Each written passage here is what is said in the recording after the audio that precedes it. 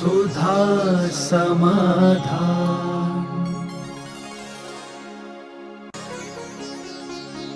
नमोस्तु गुरुदेव। एक श्रावक मूर्ति की बोली लेता है और एक श्रावक श्री जी को विराजमान करता है, अतः दोनों को बराबर पुण्य मिलेगा अथवा कम ज्यादा? अलग अलग मिलता है।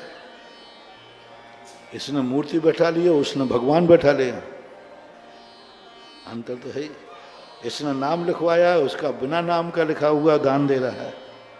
इसका तो नाम लिखा गया मूर्ति पर, उसने तो बिना नाम लिखे भी और बोली बढ़ा कर ले रहा है कि नाम आना नहीं है, फिर भी बोली बढ़ा रहा है, तो है तो सही। लेकिन कई लोग ये ठहरा लेते हैं, महाराज जब हम ऐसा करेंगे, जब देंगे उसी समय विराजमान भी मैं ही करूँगा, तो और गलत हो जाएगा। ध्यान रखना, जो मूर्ति दान देवे उस पैसे में कभी मूर्ति विराजमान नहीं करना। जो मूर्ति विराजमान है, जब मूर्ति प्रतिष्ठा होने के बाद, उसके बाद फिर उसकी दान की घोषणा होना चाहिए। पहले जो आपने बोला है, आप मूर्ति की 1 करोड़ 2 करोड़ जो देना है, ये मूर्ति की निशावर है। और विराजमान करने की शर्त नहीं रखना चाहिए कि मैं ही विराजमान करूंगा, उससे बहुत नुकसान होता है। और न तय करना चाहिए कमेटी को, प्रतिष्ठा होने के बाद विराजमान करने की बोली सार्वजनिक होना चाहिए, सबको अधिकार मिलना चाहिए। मूर्ति तुम्हारी है, भगवान तुम्हारे नहीं है। क्या कहा? मूर्ति तुम्हारी है, भगवान तुम्हारे नहीं है। भगवान तो भगवान होते हैं, इसलिए मूर्ति कौन विराजमान करेगा ये प्रतिष्ठा के बाद ही निर्धारित होना चाहिए। पहले तो मूर्ति की निछावर होना चाहिए। नमोस्तु गुरुदेव। अनंत वीर्य, शक्ति और लब्धि में क्या संबंध है? अनंत वीर्य, जो अनंत जो गुण होता है, उसकी शक्ति का नाम शक्ति होती, और उसकी शक्ति और लब्धि का अर्थ है प्राप्ति। लब्धि जो है प्राप्ति के रूप में होती है, और एक प्रकार के इनके टाइटल अलग अलग रूप में कहे गए हैं। अनंत जो वीर्य है, अनंत शक्ति है, उसी को शक्ति कहते हैं। अनंत वीर्य नाम संज्ञा है। लब्धि का अर्थ होता है प्राप्ति, जिसको प्राप्त हो जाए उसको लब्धि। जब प्राप्त होता है तो लब्धि बन जाती है, जब गुण का स्वरूप होता है तो अनंत वीर्य बन जाता है, और जब शक्ति होती है तो जब उस अभी भी हमारे पास अनंत वीर्य की शक्ति है, तो ऐसा। नमोस्तु गुरुदेव। रात में भिगोए गए चने या छोले सुबह बनाकर खाने में दोष लगता है या नहीं? देखो, ज्यादा उद्विनो मत पढ़ो, ज्यादा खुरापाती में पढ़ोगे तो फिर ध्यान रखना, फिर बीना को उतने खींचो जिससे तार टूटे भी नहीं, और इतना ढीला मत छोड़ो कि आवाज अबे नहीं। अब संसार है, गृहस्थ की व्यवस्थाएं हैं। अब वो शाम को भिगो करके रख दी ढांक करके, और सुबह उपयोग किया, तो ये तुम्हारी गृहस्थिक व्यवस्थाएं हैं। इन सारी व्यवस्थाओं को हमारे आचार्यों ने शास्त्रों में नहीं लिखा। उन्होंने इसलिए नहीं लिखा कि हम गृहस्थ को यदि इतना टाइट कर देंगे तो बेचारी की गृहस्थी चलाना भी मुश्किल हो जाएगी। ये व्यवस्थाएं हैं, जितना बचो तो ठीक है, नहीं बचो तो एकदम हम निषेध नहीं कर सकते। नमोस्तु गुरुदेव। हम अपनी क्षमता और समझ को कैसे बढ़ाएं? अपनी क्षमता बढ़ाने का सबसे बड़ा साधन है कि हम हर चीज में पर सहयोग के बिना जीने की आदत न डालें। जैसे आपको प्यास लगती है तो आप तुरंत पानी न पिए, 1 घंटे बाद पिएंगे। देखें, हम पानी के गुलाम बन गए हैं कि कुछ हम सहन भी कर सकते। भूख लगे तो हम तुरंत रोटी ना खाएं, कभी कभी खाएं ही नहीं, ये दिखाने के लिए कि हम रोटियों के गुलाम बन गए हैं कि रोटी के बिना भी जी सकते। बहुत बार हम सामायिक जाप करने बैठा रह जाता है। इसलिए क्या हम अपने शरीर के गुलाम बन गए हैं कि 2 मिनट में यूँ हिलना, यूँ डुलना, नहीं मैं 1 घंटे नहीं डुलूँगा। तो हम ये देखना चाहते हैं कहीं हम शरीर के गुलाम तो नहीं हो गए, तो हमारी शक्तियाँ जागृत होती हैं। जितना जितना हम अपनी जिंदगी को जितनी देर हो शाश्वत करो, पर के आश्रित मत करो। हम पग पग पर पराश्रित हो रहे। हमें थोड़े से 10 कदम जाना है तो ढूंढते हैं गाड़ी है कि नहीं, ऑटो रिक्शा है कि नहीं। अरे पैदल चल पड़ो ना, देखो स्वयं शक्ति कैसे नहीं जाए। घर के सामने कचरा पड़ा है, अब देख रहे हैं आज झाड़ू लगाने ने हड़ताल कर दी, अब कचरा पड़ा है, अरे स्वयं झाड़ू उठाओ, झाड़ दो, अपने घर का ही तो दरवाजा है। स्वयं शक्ति जागरण। तो स्वयं शक्ति जागरण के लिए अभी हमने 1-1.5 महीने पोषण दिए थे, उससे हमारी शक्ति बढ़ती है। और समझ बढ़ाने के लिए हमें हर व्यक्ति को, सामने वाले को समझना पड़ेगा, अपने आप को नहीं, सामने वाले को समझो। दुनिया को समझने से हमारी समझ बढ़ती है, दुनिया को समझने में हमें अपनी आत्मा समझ में आ जाती है। दुनिया के जगत का स्वभाव व संवेग वैराग्यार्थ। क्या विचित्र सूत्र दिया पूज्यवर उमा स्वामी महाराज ने।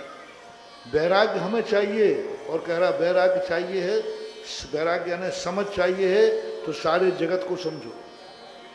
आत्मा की समझ चाहिए तो शरीर को समझो। शरीर और जगत को समझ जाओगे तो तुम्हें अपने खुद की समझ आ जाएगी। ऐसा नमोस्तु गुरुदेव। व्यक्ति आहार न देकर आहार दान की रसीद कटवाते हैं और अपने को धन्य मानते हैं, क्या उन्हें आहार दान का पुण्य लगेगा? सर्वथा अनुचित है। आहार दान की कभी रसीद नहीं काटना चाहिए, कमेटी को भी नहीं कटवाना चाहिए। कमेटी को भी सोचना चाहिए, आहार दान की जब रसीद कट रही है, समझ लेना इस समाज का, इस देश का, इस काल का दुर्भाग्य आ गया है कि शादियों को आहार के लिए चंदा इकट्ठा करना पड़ रहा है। दुर्भाग्य उस नगर का। नियम से जो कमेटियां, जो समाज में साधु के आहार दान के लिए पैसा लिया जाता है, उस समाज में नियम से कभी न कभी दर्दता आएगी। कमेटियों को स्पष्ट रहना चाहिए, साधु के लिए हम कोई चंदा नहीं करेंगे, वो भी आहार दान के लिए चंदा कभी भूल कर नहीं होना चाहिए।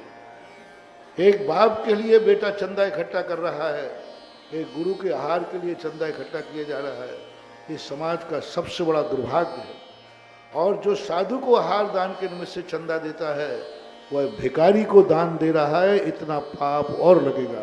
यानी साधु के लिए कभी नहीं देना चाहिए। सीधा कहना चाहिए, भोजनशाला में देना ठीक है, जो आपके साधर्मी है, जैसे आप भक्ति कलश के माध्यम से भोजनशाला में देते हैं। साधु के आहार की बात कर रहा हूँ। साधु के आहार दान के लिए पैसा कदापि नहीं देना और पैसा कदापि लेना नहीं। आहार दान की गुल्लकें रखी हो तो पूछ लेना, ये आहार दान भोजनालय का है, गौशाला का है कि मुनि महाराज का है। यदि मुनिराजों के त्यागी वृत्तियों के आहार दान के लिए, यानी पिछीधारी कि आहार दान के लिए कोई चंदा किया जा रहा है, बिल्कुल न दो, बहुत बड़ा दोष है, पाप है, अनर्थ है। और चंदा से साधु की सेवा होती है तो उनको साधु पद छोड़ देना चाहिए या समाधि ले लेना चाहिए। तो आप पंचकल्याणक में भगवान के आहार दान आदि देते हैं, वो आहार दान का पैसा नहीं है, वो तो तुम कुछ नहीं लाए हो तो वहाँ से वो सामान दिया जाता है, उसका पैसा है वो। जैसे आपने कहा हम यहाँ चौका लगाना चाहते तो कमेटी ने तुम्हें बर्तन की व्यवस्था कर दी, चूल्हे की व्यवस्था कर दी, और तुमने कहा साहब मुझे आटा और चाहिए तो आटा की कर दी, सब्जी चाहिए तो सब्जी कर दी, और उसके बदले में जो तुमसे पैसा लिया ये दान में नहीं है, ये तो तुम्हारी सुविधा है कि भाई ठीक है आप बाहर से आए हैं, हम यहाँ सब चीज़ें रख लेते हैं, वो पैसा दे दी। जैसे आपने अभी रक्षाबंधन पर, ये श्रीफल तुम्हारे ही कहलाएंगे, कमेटी ने तो मंगा करके तुम्हें व्यवस्था, सामान के बदले यदि तुम्हारे लिया जा रहा है तो वो दान में नहीं है। दान देकर के फ्री मत हो जाओ, ये ध्यान रखो। नमोस्तु गुरुदेव। श्रावक संस्कार शिविर लगाने का क्या लाभ है एवं इससे क्या शिक्षा मिलती है? जब माल नया होता है और माल खोटा होता है तब विज्ञापन किया जाता है।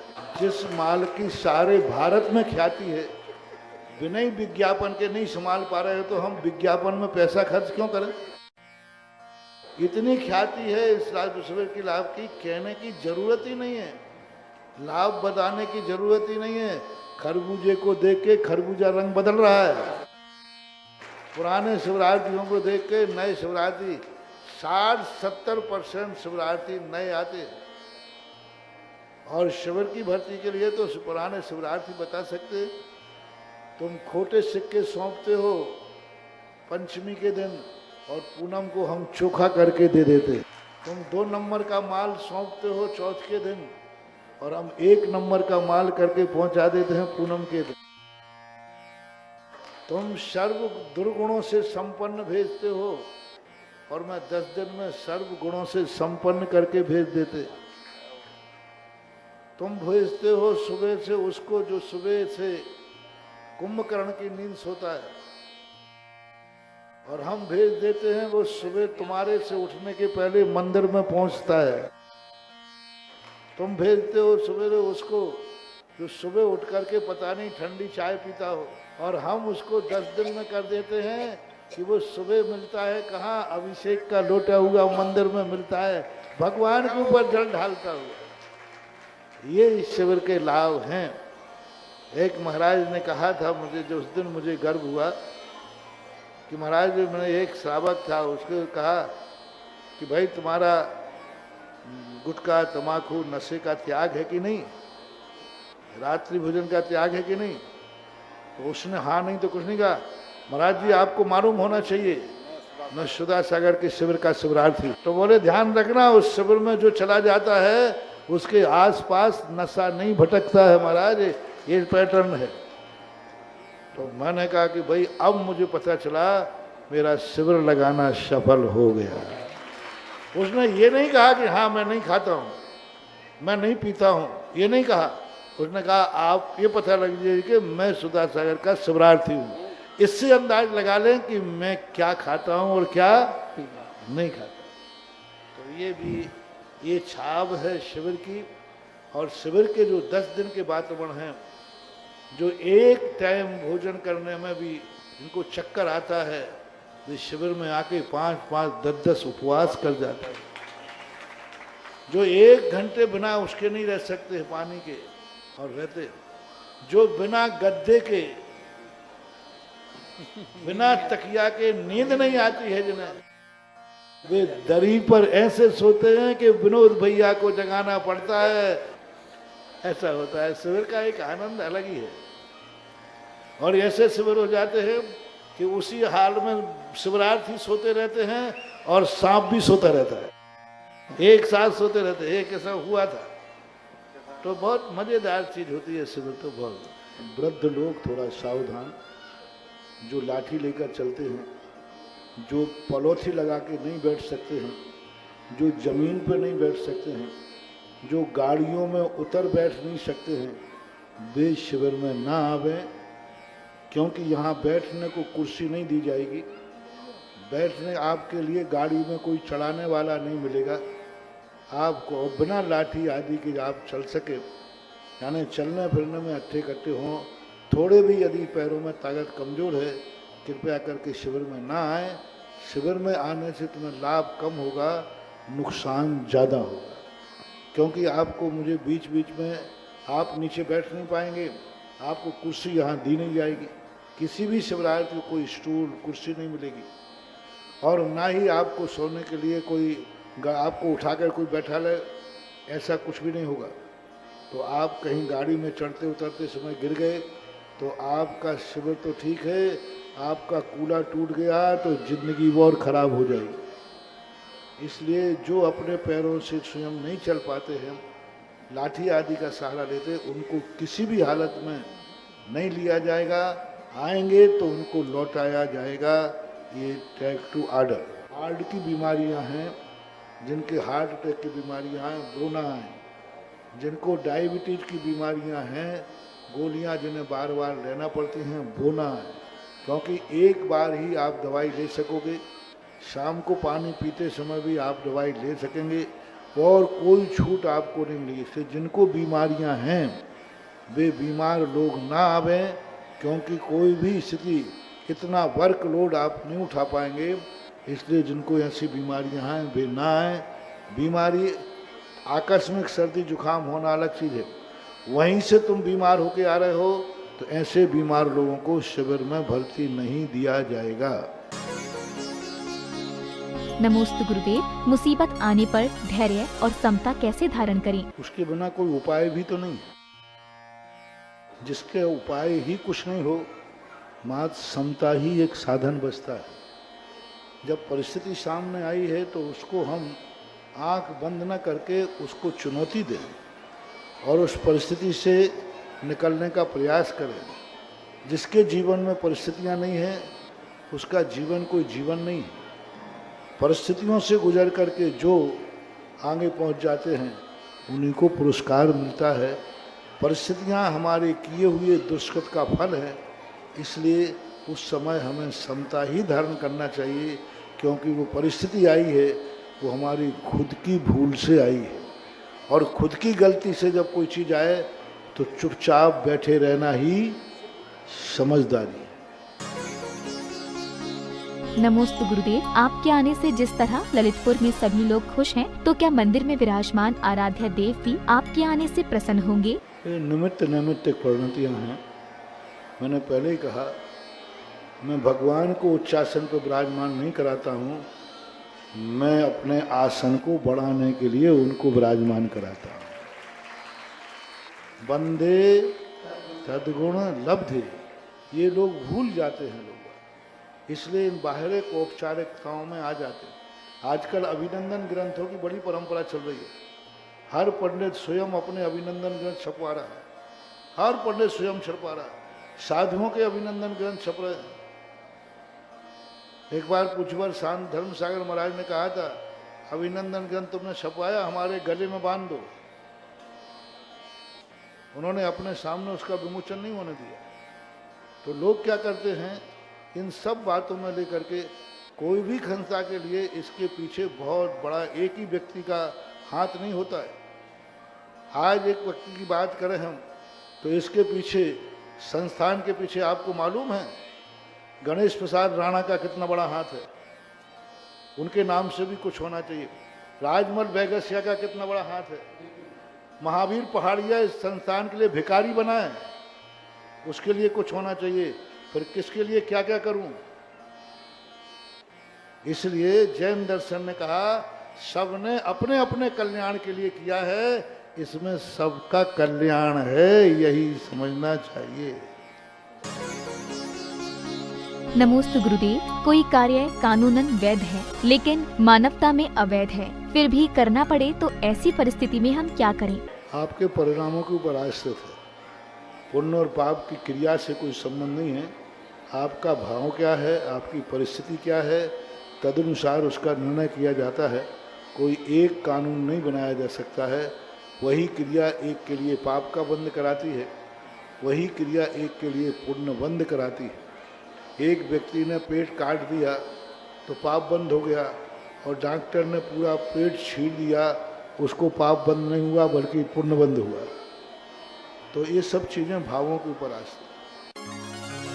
सुधा समाधान